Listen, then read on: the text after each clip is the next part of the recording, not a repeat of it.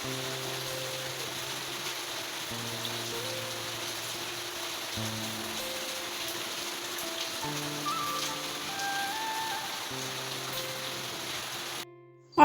সময় বৃষ্টির শব্দ শুনলাম, বৃষ্টি দেখলাম। বৃষ্টির শব্দটা শুনতে কিন্তু ভালো লাগে। অনেকক্ষণ দাঁড়িয়েছিলাম, দাঁড়িয়ে থেকে ভিডিও করলাম। তারপরে ভাবলাম নাস্তা তো বানাতে হবে, তো নাস্তা বানাতে চলে আসলাম। বৃষ্টির শব্দ শুনতে সবারই ভালো লাগে, তাই না?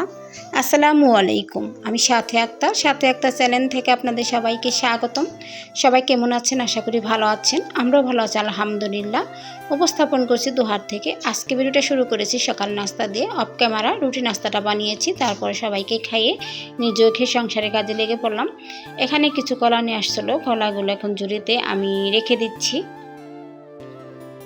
আসলে বাসার সবাই কলা খেতে পছন্দ করে, অনেকগুলো কলাই নিয়ে আসলো।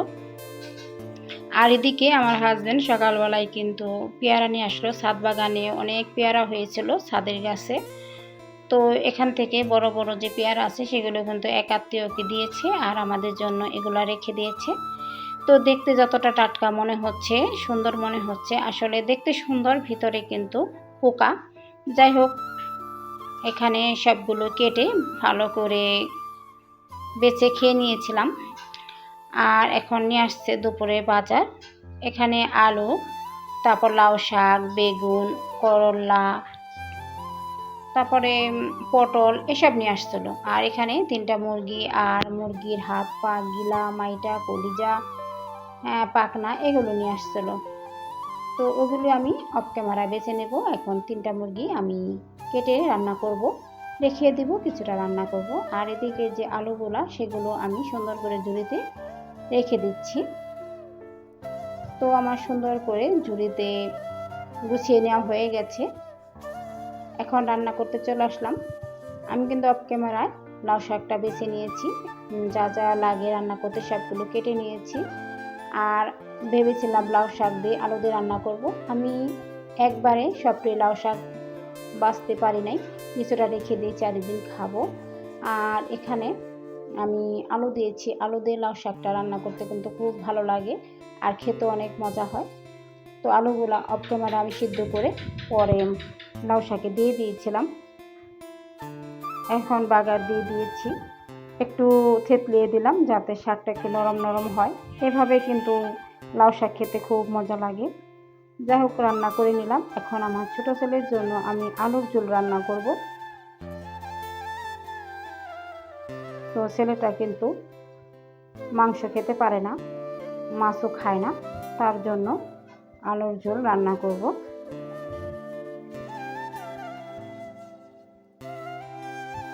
ভিডিওর এই পর্যায়ে এসে হয়তো আমার ভিডিও দেখতে দেখতে আপুরা লাইক দিতে ভুলে গেছে, তো প্লিজ দয়া করে একটি লাইক করে দিবেন, আর সুন্দর একটা কমেন্টস করবেন। নতুন যারা চ্যানেলটি সাবস্ক্রাইব করে পাশে থাকবেন। তো এদিকে আমি আলুর ঝোলটা রান্না করছি, আর ওদিকে মাংসটা ভালো করে লবণ মশলা দিয়ে মেখে নিয়েছিলাম। এখন ভাজা করে নেব। আজকে মাংস ভাজা করে রান্না করব।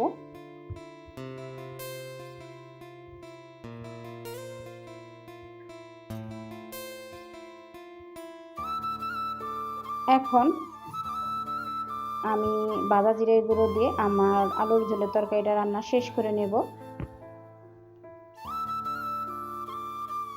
তো মাংসগুলো আমার ভাজা হয়ে গেছে, এখন উঠিয়ে নেব।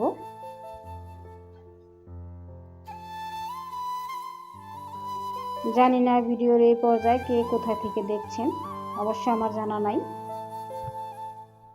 তবে ভিডিওটা দেখা মাত্রই লাইক করে দিবেন।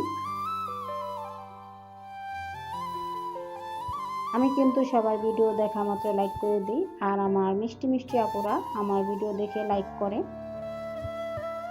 আমি যে পরিমাণ সবার ভিডিও দেখে লাইক কমেন্ট করি, সেই পরিমাণ কিন্তু আমি তেমন আমার ভিডিওতে কাউকে পাই না। আমার ভিডিওতে 100 ভিউ হয় না, আর আমি কিন্তু অনেক ভিডিওতে লাইক কমেন্ট করে আসি, ভিডিও দেখি। আমি রাত্রে বেশিরভাগ দেখি, রাত্রে যখন আমি ঘুমাতে যাই তখন একটু রেস্ট নিই, তখনই আমি 2 ঘন্টা সময় নিয়ে সবার ভিডিও দেখি। যাই হোক, আমি আলু ঝোল রান্না করার পরে মাংসগুলো সুন্দর করে রান্না করছি।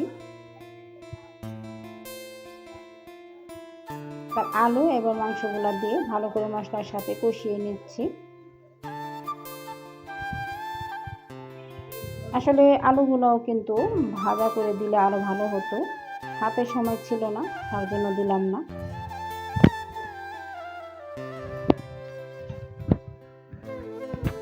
আজকে আমার ছোট ছেলের পরীক্ষা, টেস্ট পরীক্ষা, তো ও পরীক্ষা দিতে যাবে, তার জন্য আমি সকালবেলা নাস্তার পরে রান্নাটা করে নিলাম তাড়াতাড়ি করে। অনেক তাড়াতাড়ি করে কাজগুলো করে নিয়েছিলাম,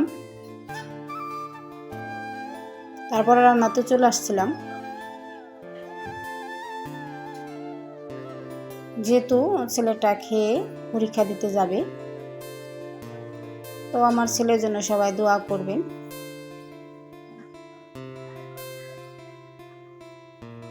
এদিকে মাংসের তরকারিটা রান্না শেষ, এখন কিন্তু আমি পাতলা ডালটাও রান্না করলাম। ডালটা আমি বাগার দিয়ে দিচ্ছি। বাগারে কিন্তু আমি শুকনো মরিচ, পেঁয়াজ এবং রসুন কুচি করে দিয়েছি, আর দিয়েছিলাম কালো জিরা আর জিরা, যাতে ডালটা অনেক ঘ্রাণ হয় আর কি। অনেক মজার ডাল হয়েছে। এদিকে রান্নাটা আমার হয়ে গেছে, তো এক পলক দেখিয়ে দিলাম। কেমন হলো রান্না বান্না কমেন্টসে জানাবেন। আর অফ ক্যামেরায় কিন্তু সমস্ত থালা বাসন ধোয়া হয়ে গেছে, আর আমার কিচেনটা পরিষ্কার করে নিলাম।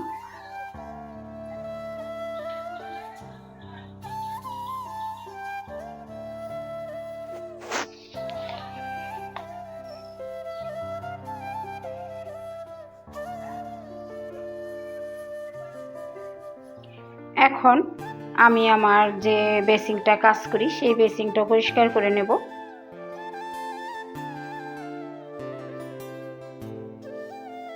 তো বেসিংয়ের পরিষ্কার করার পরে গোসল করব, তো ভাবলাম গোসলটা করে ফেলি, তাই আজকে শাড়ি পরব। আজকে সাথে আপু, আপনাদের আপু শাড়ি পরবে, শাড়ি পরে কাজ করবে। মাঝে মধ্যে শাড়ি পরতে ভালোই লাগে। আসলে শাড়ি পরে কাজ করাটা একটু কষ্টই হয়। যাই হোক, শাড়িটা পরে নিলাম।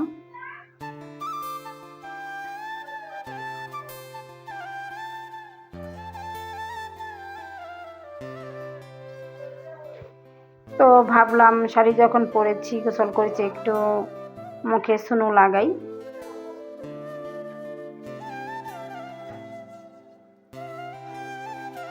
তো আমি বাসায় তেমন কিছু দিই না, একটু সুনু দিই আর কি।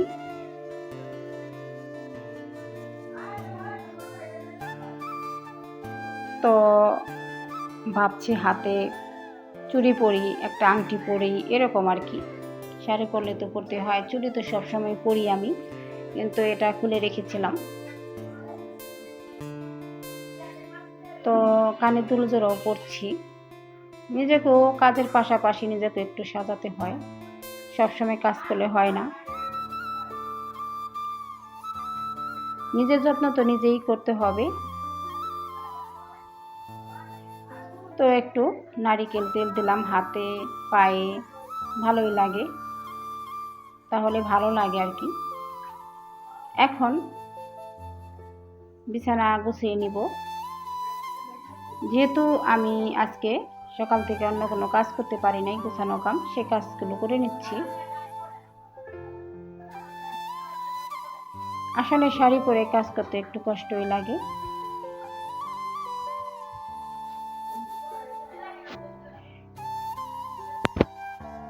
তো এর আগের ভিডিওতে কয়েকটা আপু কমেন্টস করেছিল যে আপু তোমার থ্রি পিসগুলা, সুতিরগুলা বাটিকের কিনা। হ্যাঁ আপু, আমার থ্রি পিসগুলা বাটিকের এবং সুতির। দামটাও জিজ্ঞেস করেছিলেন কত করে নিয়েছে। দাম হলো খুবই কম, 600 টাকা করে নিয়েছে আপু। তো কমেন্টস করার জন্য আপু তোমাদেরকে অসংখ্য ধন্যবাদ। এভাবেই পাশে থেকো, আমিও কিন্তু সবার পাশে থাকি। খাট গুছিয়ে আমার ড্রেসিং টেবিলটা একটু গুছাতে এলাম। এমনিতেও গুছানো থাকে, তারপরে একটু গুছিয়ে নিলাম। উপরে কিন্তু সবগুলো নিচে নামিয়ে আমি মুছে নিয়েছিলাম, এখন আবার একটু সাজিয়ে নিচ্ছি। আসলে ওই বক্সগুলা কিন্তু এখানে থাকে না, ছেলেরা মাঝে মধ্যে এখানে রেখে দেয়, তার জন্য এখানেই রেখে দিলাম। যতই ফাঁকে সরিয়ে রাখি আবার ওরা নিয়ে আসে, তারপরে একটু মুছে নিলাম আর কি। আর এদিকে শোকেসটাও আমি মুছে নিচ্ছি। আসলে আমি শোকেস এবং খাট, আলমারি, ড্রেসিং টেবিল এগুলো কিন্তু আমি নিজেই বাসায় বার্নিশ করেছি।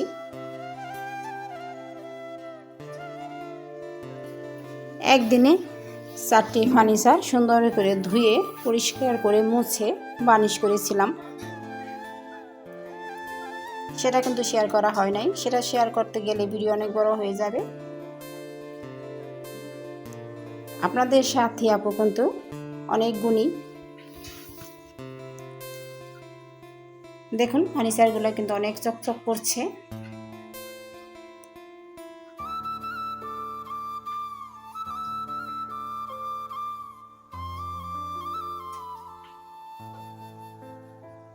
খুবই সুন্দর করে আমি বার্নিশ করেছি, দেখতে খুব সুন্দর লাগছে মাশাআল্লাহ।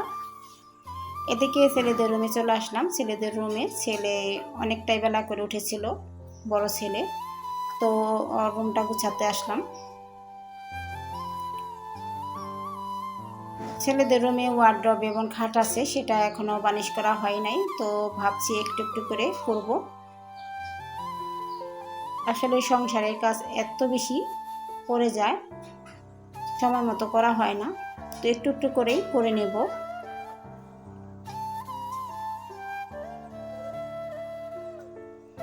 শাড়ি পরে কাজ করতে একটু কষ্টই লাগে, তারপরও তো করতে হয় যেহেতু বাড়ির বউ। আর এদিকে রেখেছিলাম